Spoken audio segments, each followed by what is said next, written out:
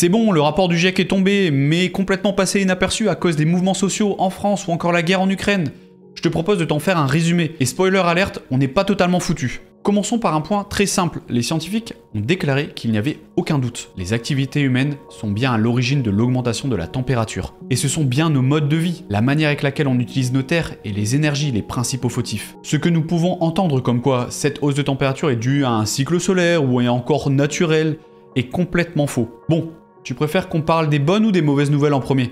Allez, on va commencer par les mauvaises. Alors, tu te rappelles des accords de Paris? Le but était de limiter la hausse des températures à 1,5 degré d'ici la fin du siècle. Et bah nous allons atteindre cette température dès 2030. Nous sommes déjà à 1,1 degré. Nous pouvons déjà même en voir les conséquences, et voici celles décrites par le GIEC. 3,5 milliards de personnes, soit à peu près la moitié de la population mondiale, vivent dans des conditions très vulnérables. Et par très vulnérables, elles ont 15 fois plus de risques de mourir à la suite d'une inondation, d'une sécheresse ou encore d'une tempête.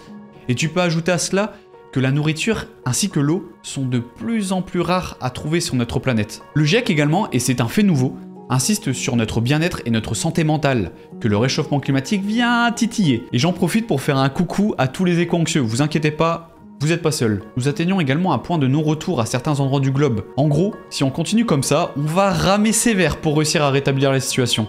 Cela est notamment le cas pour les glaciers des montagnes, le permafrost ou encore l'Arctique. Pour continuer dans les mauvaises nouvelles, parce qu'on adore ça, le rapport du GIEC nous permet aussi de nous projeter selon différents cas de figure qu'il liste. Plus 1,5 degré, plus 2, plus 3, plus 4. Tu dois globalement retenir qu'à 1,5 degré, il commence à avoir de grosses conséquences sur les précipitations et la biodiversité. Notamment les coraux qui prennent assez cher, mais cela est globalement encore gérable. À plus 4 degrés, tous les jours sera une nouvelle aventure de survie, avec une chaleur prononcée, plus d'eau, des pluies extrêmes et des sécheresses à n'en plus finir. Pour finir sur les mauvaises nouvelles, les financements des entreprises ou encore le courage des politiques sont bien trop faibles par rapport aux défis du réchauffement climatique. Il faut ajouter à cela le sentiment d'urgence lointaine et la défiance envers les scientifiques, et nous avons une super société qui fait du quasiment sur place. Et sans fermeture dès aujourd'hui, une partie des exploitations de charbon, gaz et pétrole, nous dépasserons un réchauffement de plus 1,5 degré. Bon allez, on prend une grande inspiration et on chasse tout ce stress en parlant des bonnes nouvelles. La situation n'est pas désespérée et nous avons encore notre avenir entre les mains. Si nous agissons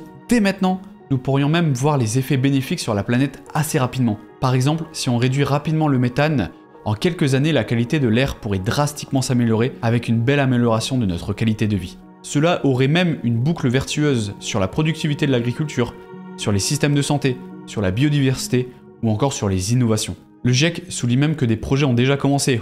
C'était pas trop tôt. À de nombreux endroits sur Terre, l'être humain a réussi à commencer à s'éduquer sur les risques du réchauffement climatique et à prendre des actions avec notamment la restauration des forêts, des marécages, une mise en place d'une agriculture raisonnée ou encore une gestion plus intelligente des ressources comme l'eau ou le sol. Néanmoins, ces actions ne sont pas suffisantes, il faudrait en prendre davantage et des plus drastiques. Et ça tombe bien, le GIEC nous les liste justement, ils sont vraiment sympas ces scientifiques. Il faut pousser à fond les ballons le renouvelable. Avec un coût qui a été divisé par 2 en quelques années, le solaire et l'éolien sont clairement des technologies à privilégier pour remplacer les énergies fossiles. Il faut devenir sobre, et je ne te parle pas d'alcool. Ici nous revenons au fait que nous devons sortir de la consommation de masse.